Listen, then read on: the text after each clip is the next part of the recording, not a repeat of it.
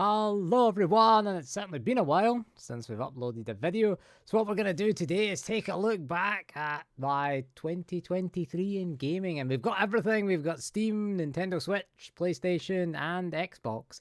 So we'll start with the Steam stats then.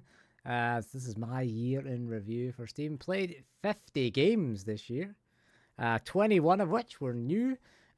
We also got 108 achievements, which is down on last year, 5 rare achievements, and again, spent most of the time with a controller. Mouse and keyboard is 35% of the time.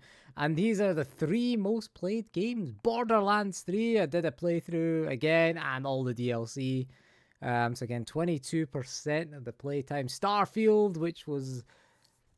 I always thought that Starfield, my opinion on Starfield is it was quite a mediocre Xbox game, but it was a decent PC game, and I played most of it on PC, as you can see. And Borderlands 2 as well. I did another playthrough of that, just out of boredom, really. And yeah, not much. How did we compare to the rest of the Steam community? 108 achievements. We got the median was 16. Played 50 games. Again, the average was 4. And the longest streak was 49 days. Interesting. Again, most people's was 5. So 34% of our games that we played were new releases. 9% of those games were released during 2023. Interesting that were new releases, games released. That's the average player, only played 9%. What was the other one? 21% were 8 years or more ago. Again, most people playing older games there. That's the average is 38%. And 45% were released in the last 1 to 7 years, which again is slightly below the average, but I'm above average when it comes to new releases. So it just shows you the majority of people on Steam do play older games. You know, that's gonna 1 to 7 years the last game, and then 8 or more years. And we played a lot of looter shooters and space. I take it Borderlands 3 counts as space then. Because it was kind of spacey, and Starfield obviously space. Borderlands 2 is a looter shooter, yeah, so we do play a lot of loot games. Diablo 3 would have been Diablo 4, sorry, would have been high up on that list. So there's our breakdown by games. So we were into this. We only played it in November and December, really, and earned 14 achievements. So I did most of the DLC, Bounty of Blood, the Handsome Jackpot, things like that as well. What was that one? Yeah, I think that was Bounty of Blood as well. So yeah, most of the time in November and December. Starfield, again, it came out in September and October. I haven't played it for a while. I haven't played it really. Apparently it's improved a lot, and it's got official DLSS support. So looking forward to getting back into Starfield. We got 13 achievements. What did we do? Enter space for the first time. What was our last one? Reach level 10. Reach level 5. Eliminate 300 human enemies. We did join Ryujin Industries. Modified a ship. Healed a lot. Joined the Freestar Ranger and the UC Vanguard. Playing both sides. And then we've got Borderlands 2 again. It was October, November. Mostly played that. I only got 1 achievement because I've mostly put over 100 hours into Borderlands 2. SWTOR. Didn't really play a lot of SWTOR this year. Quite a lot at the start of the year, but then kind of gave up in May. I'm guessing because that was the Star Wars. They'd have had a double XP thing for May the 4th, wouldn't they? So yeah. Diablo 4, which would have been higher on this list if it had counted the Battle.net playtime, as it only arrived on Steam in October. And again, so it came out in June on Battle.net, so the stats are kind of a bit skewed. So you can see where we probably playing Battlefield, Diablo, not Battlefield. Probably playing Diablo 4 throughout most of the summer. Playtime by month, yeah. Diablo 4, definitely. June, July, August. September, we just really played Starfield. And that was it. October, played a bit of Starfield, bit of Borderlands 2, bit of Diablo 4, and others, Metal Gear. Solid, the Master Collection, which was pretty poor. Bot Vice was a decent game. You can see here, spent a lot of time playing Half-Life on the Steam Deck for its 25th anniversary in December. Still playing through Half-Life, but again, most of the time SWTOR, and then we played some Call of Duty, and then Vampire Survivors. Resident Evil 4, which wasn't a very good PC port. We played that in March and April. I ended up just giving up on the PC version and buying it on the Xbox Series X instead, because it just kept crashing, and it wasn't the VRAM issue. I upgraded from a 3080 Ti to an RTX 4080, and it crashed even more. And that had 16 gigs of VRAM, no ray tracing on, and it just kept crashing. So playtime, again, 88% of that on Windows, 11% on the Steam Deck. I did buy a Steam Deck OLED. Number of games played, again, 40 on Windows, 22 on the deck. What would we play most on the deck? Yeah, Half-Life. Not really a surprise. Diablo 4 is awesome on the deck. And we played Dead Space 1 before the remake came out. Haven't tried the remake on the deck. 22 games, 105 sessions, and 11%. Half-Life is awesome, especially on the OLED display with its 90Hz refresh. Incredibly good. Would recommend playing through it. Again, it did get updated and it got deck verified. Crash Bandicoot Insane Trilogy is awesome, and Ninja Turtles, the Cowabunga collection. Pretty good on the deck. So 54% of the playtime was with a controller. Again, we played Borderlands 3 mostly and Borderlands 2. Diablo, I just most of that Steam Deck. As you can see, that's Steam Deck because you obviously have to use a controller. Resi 4, we didn't stick with very long. Didn't really stick with F1. I think I only played the trial, and our longest streak was 49 days. So that was from Friday, the 20th of October, until Friday, December the 8th. A Friday to Friday streak that we had, and that was the games that we played mostly. Again, Borderlands. Proteus is an incredible shooter. Would recommend that. RoboCop was my favorite. That was my game of the year. I never played Baldur's Gate 3. I might get it. Wait for the Steam sale and see if we'll get Baldur's Gate 3. I see that won the award for Game of the Year. Disappointment in Metal Gear Solid, the collection. Resident Evil 4 was also disappointing on the PC. Again, because it just crashed a lot of times. Didn't crash a lot on the Steam Deck, though. Did try it a little bit on the Steam Deck. Starfield as well in there. Bot Vice is an interesting little indie sort of arcade type shooter game. It's pretty cool. I was playing Halo, the Master Chief Collection on the Steam Deck, and it's awesome. So awesome to play it on a handheld. And again, RoboCop is incredible.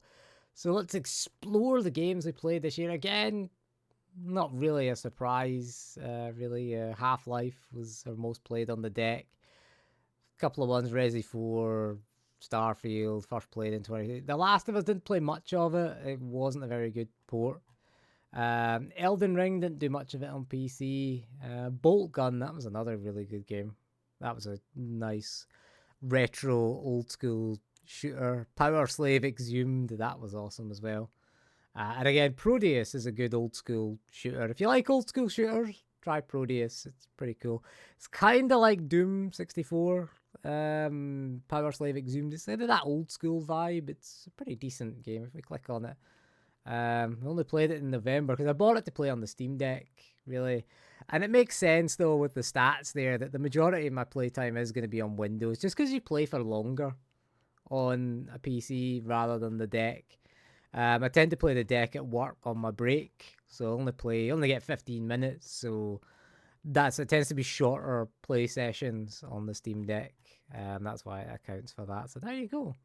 Thank you for being a part of the community. And again, you can see feature it on your Steam profile. That's interesting. Let's move along to Nintendo then. The Nintendo Switch, our year in review. Let's take it from the top. The first game we played was the Nintendo 64. I'm guessing GoldenEye, because GoldenEye came out in January. So the Nintendo 64 NSO. I said it would be worthwhile if GoldenEye came out. And GoldenEye is out on it. And it's a bit weird because GoldenEye's on the Xbox as well. And yes, it does have modern controls. But let's be honest, N64 games with modern controls, they don't feel right. It's part of the charm of the Nintendo 64 is janky controls. And I do like that. I do like it on the So what did we play? We played 10 games in total for 15 hours. Didn't put a lot of time into the Switch. Played mostly the Switch emulator, Yuzu. I don't know, we put a lot into Yuzu. Let's fire up Yuzu. Does Yuzu have your experimental stats? It's going to download slowly because so that Steam's downloading as well there. So what do we play? Mostly retro stuff. Super Mario Brothers Wonder. Didn't like Zelda Tears of the Kingdom. Most played game is Metroid Prime Remastered. It was awesome. I've only put 5 hours into that. Is that still downloading? Jesus, that's... We'll get rid of Steam because it's downloading an update for a game. That's why it's going so slow. There we go. Bye-bye, Steam. Oh, still not updating.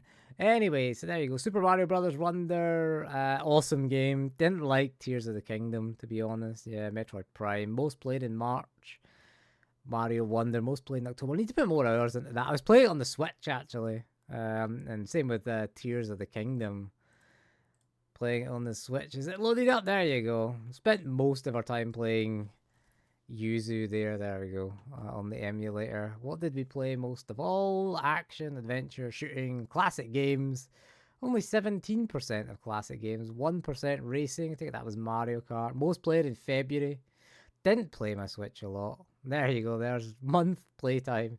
February, March, May, June, October. Nothing for November. Less than 1 hour. Games played 1. Days played 1. Nintendo Switch Online. 5 hours. 3 hours played in March. Played some Super Nintendo in May. June, when Zelda came out. July, less than an hour. October, when Mario Wonder. November. There we go. Played Mario Wonder in December. What was my favourite game in 20... Yeah, I think I'm going to go for Mario Wonder on the Switch. You know, it is tempting to go, oh, that's all the things that we played. Mega Drive. But, you know, the Switch is... It's a nostalgia console, really, isn't it?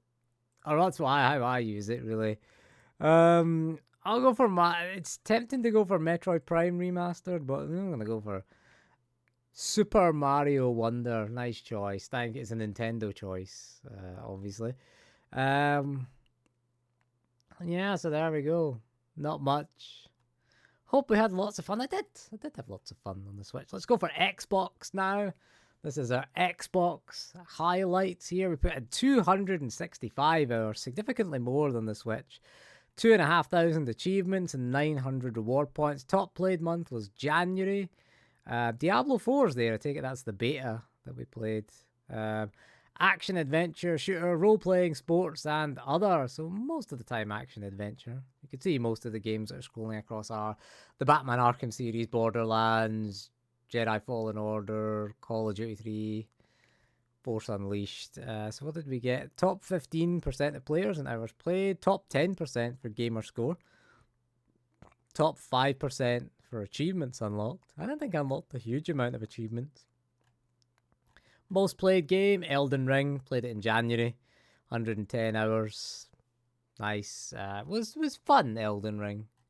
I liked it on the Xbox. Again, it didn't work on the PC. And same with Resident Evil 4 there.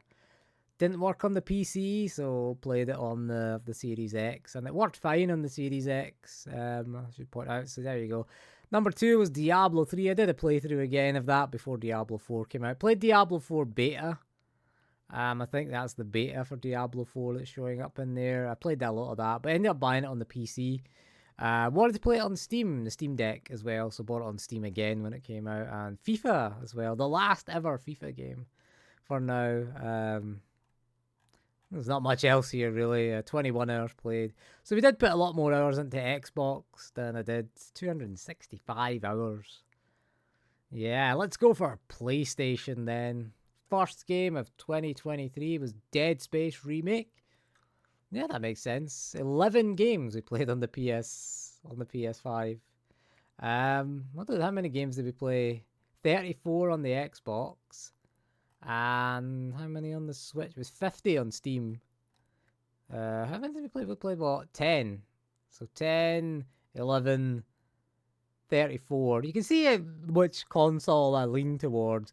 PC ultimately is what I lean towards. But yeah, you can see PC, Xbox, PlayStation, Switch. is what I tend to lean towards. There you go. So there you go. So clear. So Dead Space was the first game played. What was the Decade of Dead Space was the most played game? Yeah, so most played game, 23 hours into Dead Space. Finished it a few times. Spider-Man 2, not really a surprise there. South Park, The Stick of Truth, which was awesome. I was playing that. I was on PlayStation Plus. Final Fantasy 16. Didn't put too much into it. I wasn't a big fan of it, to be honest. And then Sonic Origins, it only says an hour. I don't think the timer is broken. I think I put more than an hour. Yeah, so let's see what's on the next slide then.